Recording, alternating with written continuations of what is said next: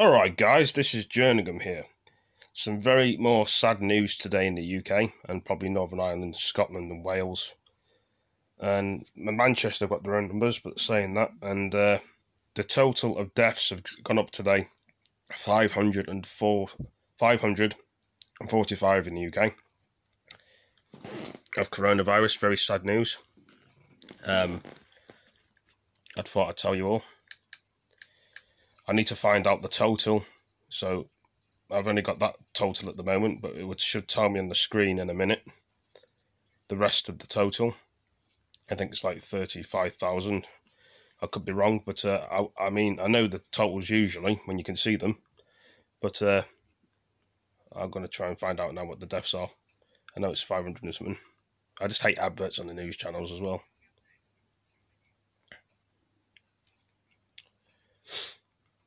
You know, I suppose you have to have a minute to think about all these innocent people that have died of coronavirus and they didn't want it. Some of them didn't want to get it and then they got it.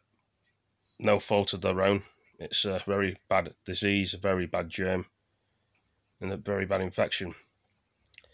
Some people would have hoped in the UK, Scotland, Northern Ireland and Wales, there'll be parts of the UK, they would have thought it would have been over by now.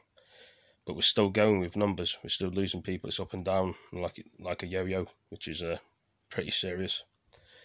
I just don't know what to say about the matter, to be honest. Some people don't like the way the world is at the minute. It's gone crazy, but could it go even crazier? You know, these last couple of days, the numbers were down in the UK, like 100 and something, but now they've gone up, shot up today.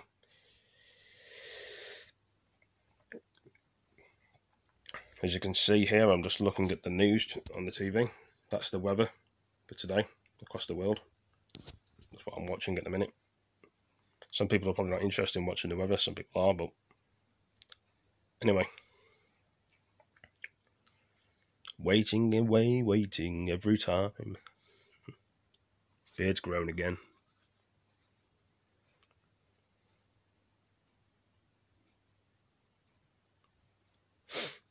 Just a very deep thought today. I drank a lot of beers last night again. Why is it so itchy? Itchy beard, itchy face. Beard always bloody grows. I don't know which grows faster, your hair or your beard.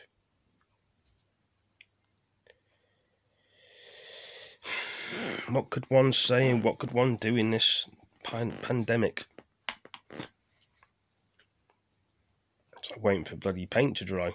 I'm still waiting for the news channel to come on. Or most people read up the news online or looking it on Google or I don't know. But one wouldn't say to me now.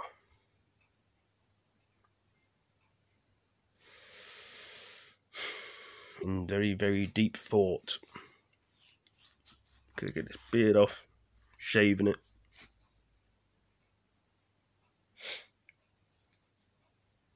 I don't like adverts. They're boring. It goes for the whole list of the weeks of the weather. Monday to Friday, Thursday, Friday, Saturday. Tommy's rumbling, needs food. You're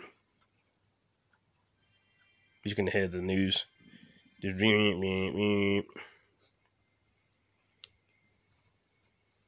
Right. 6 have tested positive. Clubs. I need the other numbers of the corona. There has been a future. Okay, so we're going to get the numbers of the total now, so it's taking so long. Bringing the total to 35,341 in the UK coronavirus.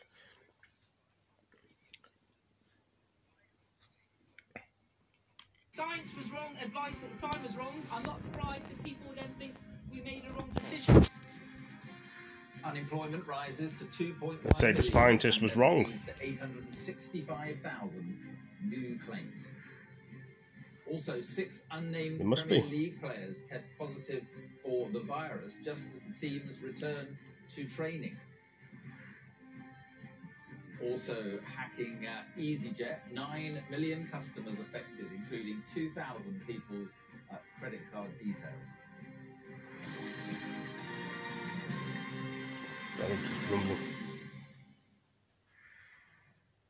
Good evening. The government has defended its record on the handling of COVID-19 after it was claimed patients with coronavirus symptoms were discharged from hospitals into care homes. The body representing those homes in England says patients showing signs of the disease were given no test before being returned to the homes they came from. In the last hour, the Environment Secretary, George Eustice, insisted that the government was following the advice available at the time.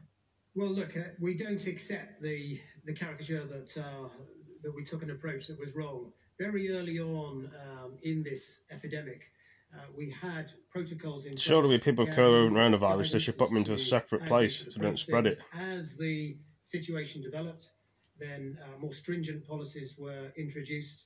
But in those early weeks, there will have been some instances where people may have been discharged who were asymptomatic. And there may have been a small number of instances where they may have been showing symptoms but would have been isolated, and that was the guidance at the time that was in place. And I think we've been very candid in sharing with people at every step of the way exactly what we are doing and why we are doing it and what the evidence shows, complete with graphs that show the trajectory and the trends and the epidemiology behind this outbreak. So I don't really accept that criticism at all. I think we've been very candid throughout this in terms of sharing knowledge with people and sharing our approach with people. Let's speak to our chief political correspondent, John Craig. Good evening, John. And George Eustice also describing criticism of PPE and testing and care home protection as a caricature. Yes, he used that word, and he was on quite combative form, actually, as was Angela McLean, the scientist who was joining him at that news conference. A lot of tough questions. You can see the lights there. See where my hand is? That's the light. See? There's like a light on the screen there. The government's come in for a lot of criticism on a number of fronts today. Earlier today, Professor Martin Green, now he's from the body that represents care homes in England, he said that he believed that elderly people with coronavirus symptoms were being discharged from hospital and sent into homes. This was him speaking at a Commons committee today. We should have been focusing on care homes from the start of this pandemic. What we saw at the start was a focus on the NHS, and that meant that care homes often had their medical support from the NHS withdrawn. We also had the disruption of our supply chains on PPE. We also saw people being discharged from hospital, and we hadn't got the testing regime up and running. So despite what has been said, there were cases, I think, of people who either didn't have a COVID-19 status or were symptomatic who were discharged into care homes. And John, are there increasing signs of a sort of blame game between the scientists and the politicians? Yes, scientists are saying that it's unfair for politicians to say, oh, we're relying on the scientific advice all the time, passing the buck, if you like. But today we had a first, really. We had a senior cabinet minister, Therese Coffey, the Work and Pensions Secretary, suggests for the first time that the advice and the scientists may have been wrong. Now, up to now, government ministers have praised the scientific advice, boasted about it, how it compares with advice in other countries, for example. But today, speaking on Sky News to Kay Burley, Therese Coffey suggested that some of the early scientific advice back in March may have been wrong. We have tried to take every step of the way, making sure that we listen to the science, understand the science, and then make decisions based on that. I think that's what the British public would expect. I think they also recognise that as we learn more about this very new virus, and especially the impact on how it is transmitting in this country, that they have seen government ministers respond to the latest science and being able to develop policy as a consequence of it. If the science was wrong, advice at the time was wrong, I'm not surprised if people then think we made a wrong decision. But you have to take judgments based on what you have. So if the science was wrong, we I'm not surprised if people think we made the wrong decision, says Therese Coffey. The criticism of the scientific advice really started when Professor Neil Ferguson from Imperial College London was caught out breaking the rules on social distancing, quit the SAGE committee. Then a lot of Tory politicians started to say, well, let's have a look at some of the advice he's giving and see how credible that is too. So the scientists are coming under increasing pressure, if not from ministers, certainly from Tory backbenchers, but clearly there is some frustration among cabinet ministers too. Responding to what Therese Coffey said, the Prime Minister spokesman said, "We have been guided by their advice throughout, and we continue to be so. Scientists advise, ministers take decisions. That's how government works." Famous Margaret Thatcher quote, "Advisors advise, ministers decide." And that has been echoed by the current Prime Minister's spokesman. Yeah, okay, John, thanks very much. Now, a further 545 people have died after testing positive for COVID-19 in the UK. Those deaths reported in the last 24 hours, bringing the total to 35,341. Our correspondent Ali Fortescue is in the newsroom, and a different set of figures, or an additional set of figures today with the ONS figures coming out. Yes, that's right. I'll talk about those figures in a moment. But firstly, these daily figures for the numbers of deaths. 748 players and clubs and staff were tested for COVID-19, and 6 have tested positive for 3 clubs. A lag over the weekend, and it is consistent with that longer term pattern that we're seeing, that curve really starting to fall and the numbers really starting to come down. If you have a closer look, It's stupid, this woman is. She keeps saying it's falling. England, a further 174 people 29, in hospital, 24,900. 25,000. In Scotland, 29 more deaths were recorded, bringing the total there to 2,134. And in Wales, 17 deaths were reported in the last 24 hours, bringing the total to 1,224. You may notice if you add all those figures up, they don't quite match that UK total from the Department of Health. That is because of differences in the way the data is collected. But as I say, you know, the trend very consistent with the falling numbers. Of course, the government will now also be looking at how the numbers of cases have been falling. They too have been They've not been falling, they've been going up and down. As the numbers of deaths and that R rate, the number of people that one person infects, as they try to work out how they can ease the lockdown. Now, the ONS figures that you mentioned before, we have been looking at the numbers of excess deaths. And if we look at a chart that shows the average numbers of deaths across the last 19 weeks, you can see the figures end on the 8th of May. So there's 19 weeks up to the 8th of May. That black line showing the rise in the excess deaths, so how many more deaths there have been. Not all of those will be because of COVID-19, but you get a sense there of how we've seen those numbers of deaths rising. And if we look at the deaths in different settings, you can see that in hospital, homes, care home, homes, these are the excess deaths again. 11 weeks, 12 weeks, 13 weeks, 14 weeks, 15 weeks, 16 weeks, 17 weeks, 18 weeks, 19 weeks. In care homes, again above average, but 100, 200, 300, 400, 500, 600. Of people dying in hospital is 1,000. below where it would ordinarily be. So fewer people are actually dying. Off for the national strictest date number of deaths in the UK. The numbers of people claiming unemployment benefit has risen to more than 2 million. Latest figures from the Treasury reveal that 8 million people have now been furloughed since the lockdown began. The scheme has cost the taxpayer more than £11 billion so far. Our correspondent Paul Kelso has this report. In the wake of the health emergency, the economic consequences of coronavirus are gathering, threatening to make employment more precarious and jobs harder to find in almost every area of working life. Kerry was manager of the Bournemouth and Southampton branches of Cath Kidston until last month, when she was made redundant overnight and joined the first wave of the COVID unemployed. It's always been the biggest part of your life, a job, and it's kind of not just about the money side of it, but from a personality side of it. It takes your identity away. I don't know what I am anymore. I don't know what my job is or what it's going to be. In one way, that's exciting, but in the biggest way, that's really, really scary. Kerry was one of 856,000 people who claimed unemployment benefits in April, a 68% increase that took the total to 2.1 million. At the same time as the largest quarterly fall in the number of job vacancies in almost 20 years, steeper even than after the financial crisis. These figures are straws in the wind, with the Chancellor acknowledging that worse will follow. There will be more hardship to come. This lockdown is having a very significant impact on our economy. We're likely to face a severe recession, the likes of which we haven't seen, and of course that will have an impact on employment. An impact that's only been delayed by vast levels of government support.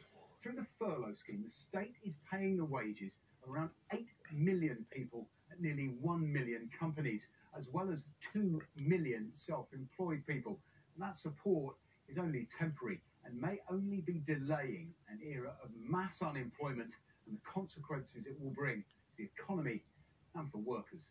Before coronavirus, James was planning for a new life, resigning from his job in Carlisle to join his girlfriend running a restaurant in France. Lockdown has left him unemployed, ineligible for the furlough scheme, and in danger of sliding back into debt, having spent years working to escape its grip. I promised myself that I would never get into any debt. So it is completely humiliating, personally, to then have to start using credit facilities to again survive. It really feels like I've come full circle.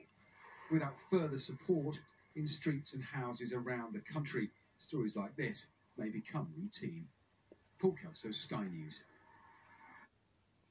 New figures suggest that daily carbon emissions around the world have fallen by more than a sixth since the coronavirus lockdown began, to levels last seen in 2006. But researchers at the University of East Anglia say the effect is unlikely to last. According to the study, global emissions have fallen by 17%, or 17 million tonnes of carbon dioxide during lockdown. Emissions from surface transport, including cars, account for almost half of that decrease, while aviation, the sector most impacted by lockdown, accounts for 10% of the decrease in global emissions. Let's speak to our science correspondent, Thomas Moore. So, Thomas, what do you make of the study? Well, Mark, all that economic pain, the shuttered shops, the aircraft on the ground, the empty motorways, and what have we got as a result? A small dip in carbon emissions, which will make little difference in the long run. That even if the economic activity picks up in mid-June, they reckon that by the end of this year, emissions will be just 4% down on 2019. And the long-term trend is still upwards, steeply upwards, where it looks likely that this year will be the highest amount of carbon in the atmosphere in 2 million years. And it just underlines the scale of what needs to be done if we're going to transform the economy to reduce carbon to zero by 2050 and to hold back global warming to 1.5 degrees, which science is pretty much agreed is the absolute threshold for preventing even worse economic and health consequences. And that there'll be many countries, some of the less developed countries, looking for rapid economic growth, and they'll be looking to do that in the simplest way. That is the danger, and the scientists warn that that would be short-sighted, that they should be looking beyond what is happening right now, looking to stimulate green growth for the benefit of the long term. There are plenty of jobs there in transforming the economy, building wind turbines, solar power stations, electric cars and the infrastructure that you need to support them. There is a phenomenal transformation that is required to get to net zero by 2050. This is an opportunity, they would say, to reset, and we can do that. In the next decade, it's, what is it, half emissions? They've got to half emissions. I mean, and a decade, when you're talking about this stuff, is not that long, is it? Particularly when you've got money being spent now, billions and billions of pounds being spent on bailing out companies and employees. You're right, but every government is looking at economic stimulus now. They will have to decide where they put their money. Do they invest in fossil fuels, which is, in many people's view, a backward step, or do they look forward to green growth? That is what we're going to need in the decades to come. Now is an opportunity to take that first step. Okay, Thomas, thanks very much indeed.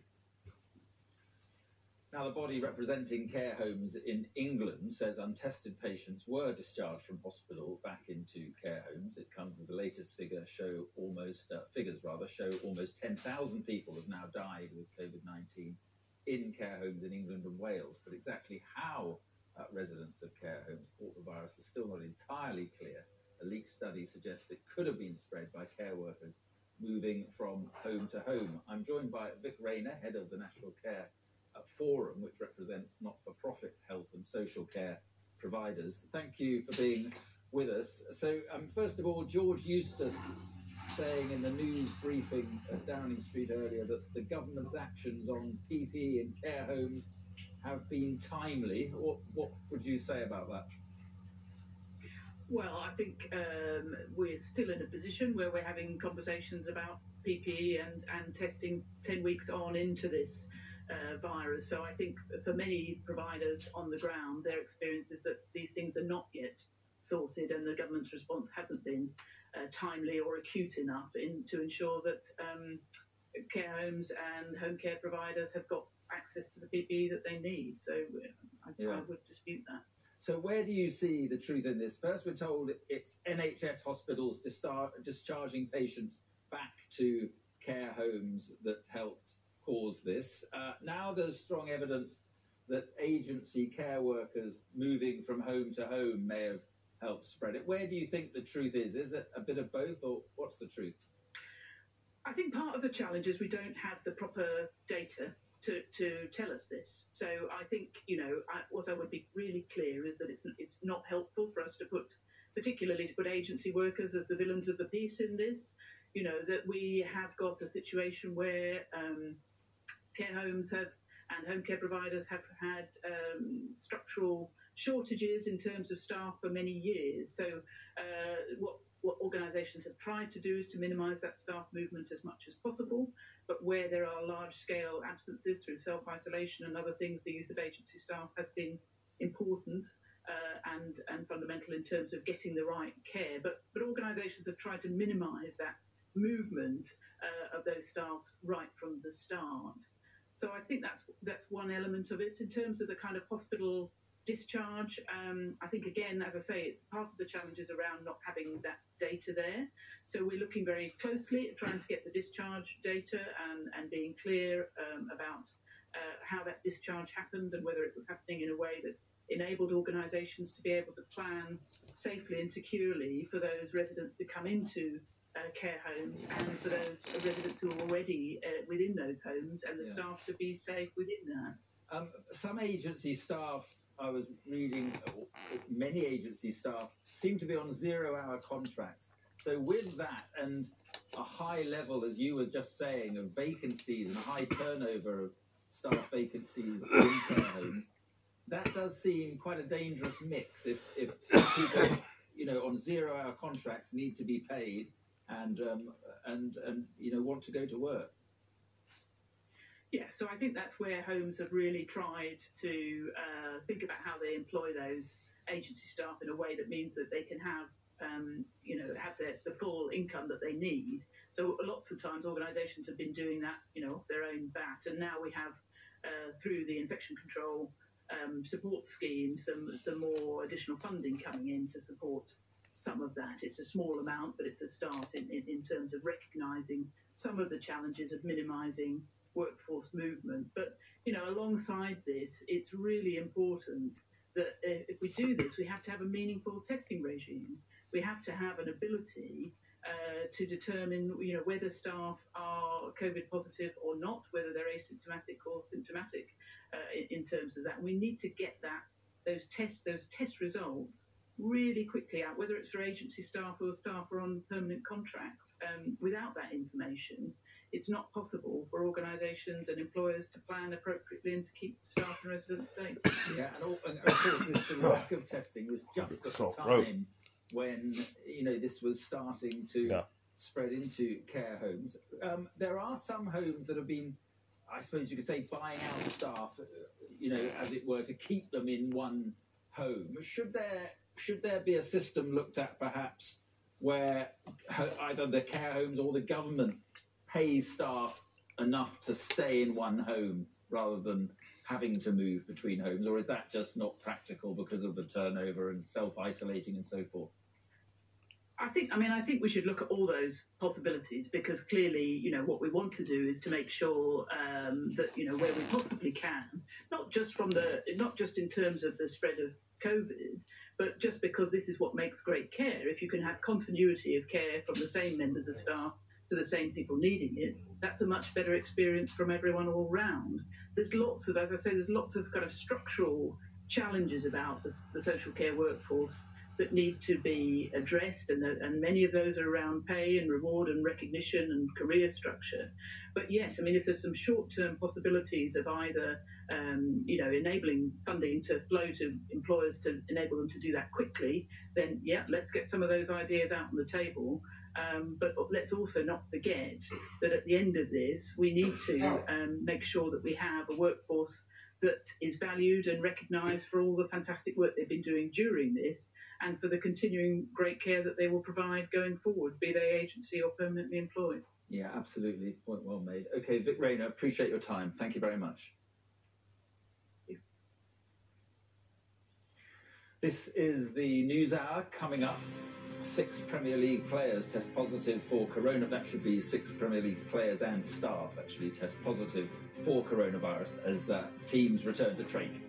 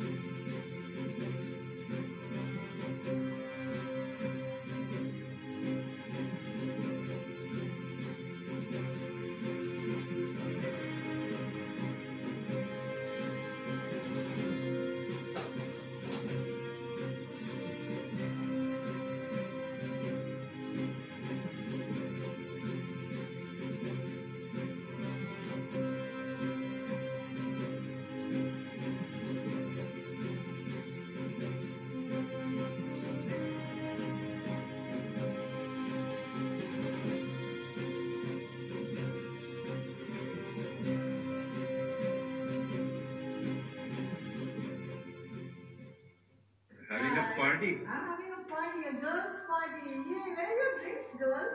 It is nothing short but an amazing day today. I wake up, sleep, eat. Wake up, sleep, eat. My name's Tony Nicholson. I'm a fitness coach and I'm an actor. You want the coffee? No. You want the coffee? No.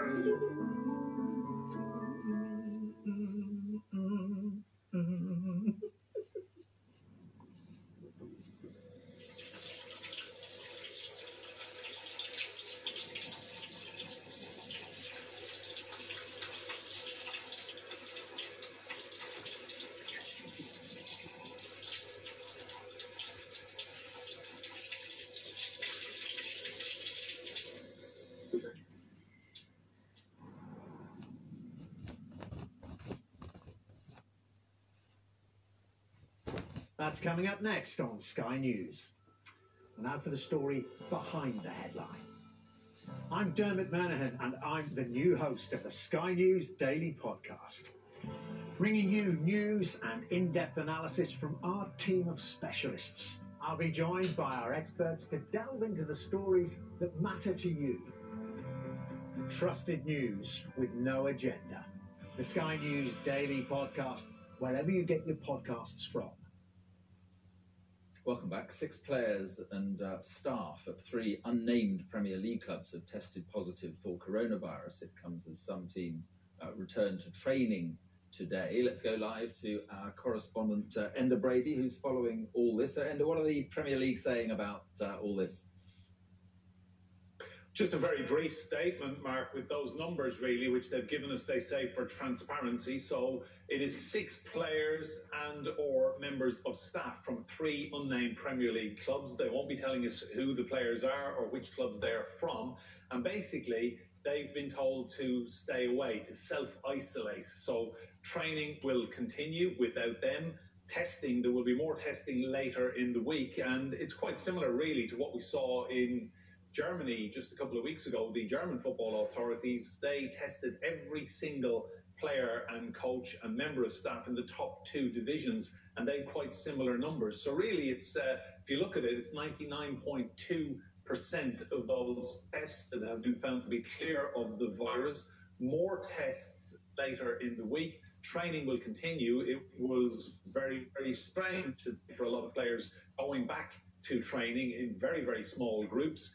They arrived separately, they parked separately, they had their temperatures checked on arrival, and they continued with their work programs in very small groups. So there was no tackling, there was no contact.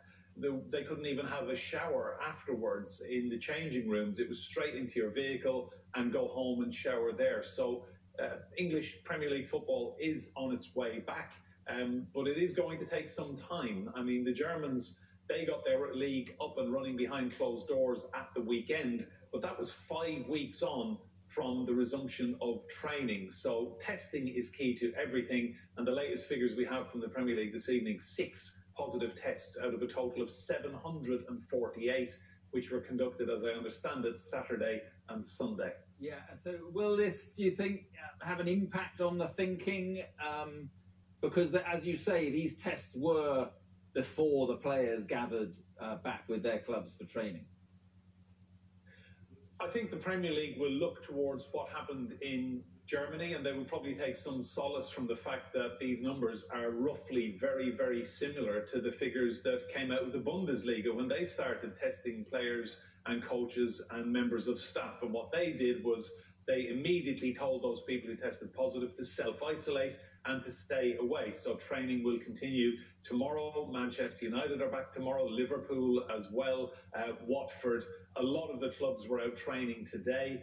We saw from our aerial shots from the helicopter, Tottenham Hotspur training in very small groups. So they're really looking at what happened in Germany over the past few weeks. The Germans have successfully managed to get the Bundesliga back up and running at the weekend, behind closed doors, social distancing, players wearing masks on the sidelines. It was football, just not football like we've ever seen before. And we can see from these shots, you know, this is the new COVID era of Premier League football training. Everyone keeping far away from each other. These are all players who have tested negative for the virus. They did their session, they worked out. They have been following individual training programs. I mean, Chelsea Football Club told me today that every single member of the first team squad has been sent a bicycle, basically a stationary work bike, to continue their individual training program. So the residual level of fitness these guys have is fantastic. They're straight back into it today. And the next step now is more testing later in the week. And eventually they will move towards training in larger groups, and then full contact training ahead of the game, returning, as we know, behind closed doors. Yeah, and briefly, and I guess it all becomes much more complicated if they start getting positive tests, you know, once the players are back all together. Yes, that will be a huge difficulty, but the advice is that once players test positive, they are simply removed from the equation. Now, they haven't told us who these players are who have tested positive, and we're not even certain that they are all players. We're just told that they are players, coaches, or members of staff. So 6 individuals at 3 clubs, and they will now, sadly for them, have to take a complete step back until such time as they are clear of the virus. But yes, that is one factor that the Premier League will really be looking at. Yeah, okay, Enda, thank you very much. This is the News Hour coming up. Global CO2 emissions dropped by 17% during lockdown, but the dip won't last for long.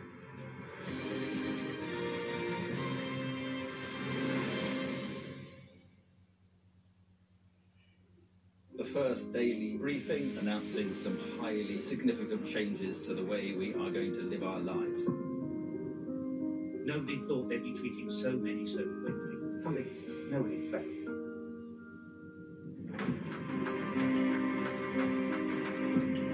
What are you most worried about at the moment? Their way of life could be a huge contributing factor. I think your reports have been excellent to shine a light on an area that doesn't get as much attention. This is the biggest challenge this country has faced since the war.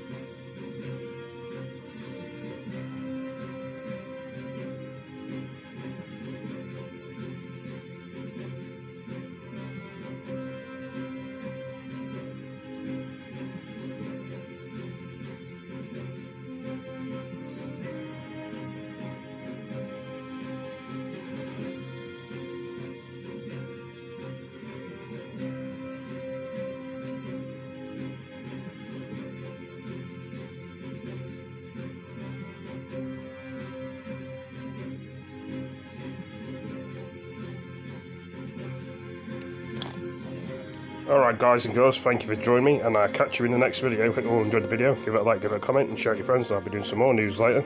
See you in the next one. Peace.